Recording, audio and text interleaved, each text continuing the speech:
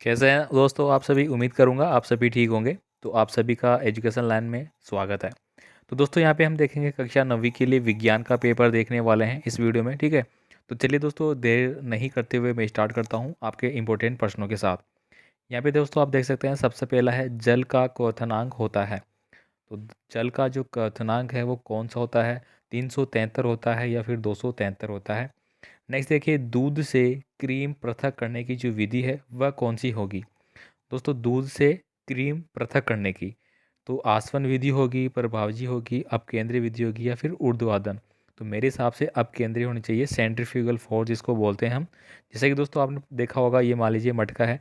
अब मटके में आप यहाँ पे छाछ बना दिया आपने।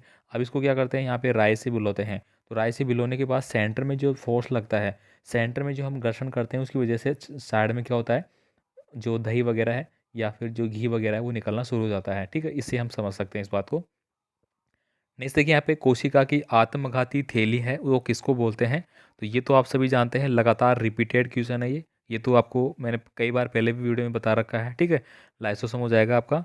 बल का एसआई मात्रक क्या है, तो बल का एसआई मात्रक क्या हो जाएगा आपका, क्या होगा, बल का बताना है आपको। जूल होगा, न्यूटन होगा, वाट होगा या पास्कल होगा। पास्कल के बारे में पूछा गया दोस्तों, ये किसका होता है, ये आपका दाब का होता है। ठीक है, एक एक जगह पेपर में दाब के लिए पूछा गया है। ठीक है, वाट किसका होता है दोस्तों आपका, वाट होता है दोस्तों आपका जो किलोवाट में अपन वाट में लेते हैं ना, जो हमारी एनर्जी होती है उसके लिए लेते हैं अपन। ठीक है, अब हो गया आपका जूल, जूल हो गया आपका कार्य का। ठीक है, तो बल का क्या बच गया आपका, न्यूटन का। तो देखो मैंने सारे बता दिए। यहाँ पे देखिए वेग में परिवर्तन की दर को क्या बोलते हैं, तो त्वरण बोलते हैं। ठीक है, त्वरण यानी एक्सलेशन उसको हम बोलेंगे। नेक्स्ट देखिए किसी वस्तु पर किया गया कार्य बल तथा विस्थापन के क्या होता है। ठीक है, किसी वस्तु पे हम कोई कार्य कर रहे हैं। ठीक है, मान लीजिए कोई कार्य किया हमने। ठीक है, तो वह विस्थापन यानी कि जो विस्थापन हो रहा है यहाँ से लेके यहाँ तक, तो विस्थापन के क्या होता है, बराबर होता है, व्युत्क्रमानुपाती होता है, क्या होता है। ठीक है, वो आपको बताना है। कमरे के ताप पर पारा का जो अवस्था है वो क्या होती है।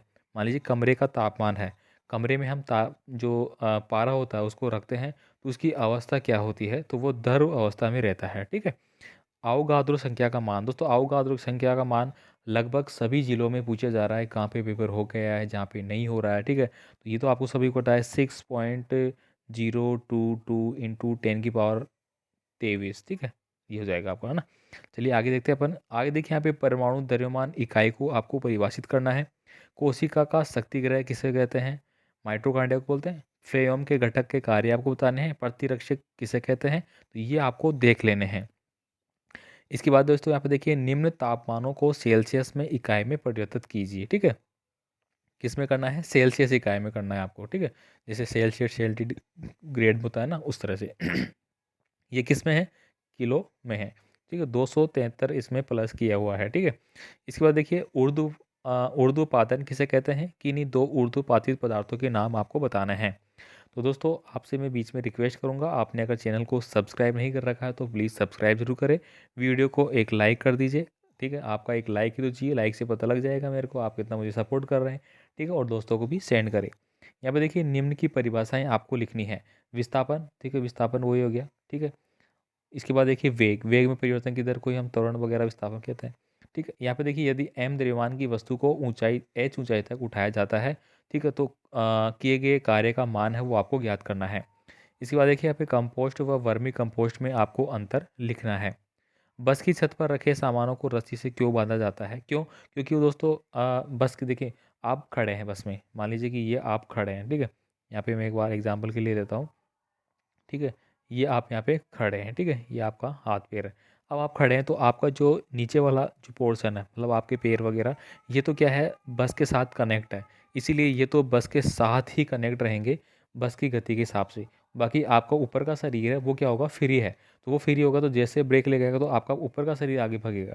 ठीक है, कभी आप देखते हैं तो पैर नहीं भगते हैं, आप भगते हैं ऊपर से। ठीक है, इसीलिए दोस्तों आपका जो शरीर है वो गतिमान रहता है। उस समय दोस्तों एक फोर्स आपको स्थिति मतलब एक जड़त्व का नियम है वो रखता है वहाँ पे। लेकिन जैसे ही आपका एक फोर्स लगता है, ठीक है, जड़त्व का जो नियम है आपका, उसके हिसाब से जो स्थिर अवस्था वगैरह है तो उस हिसाब से फॉलो होता है, इसीलिए उसको रस्सी से बांधा जाता है।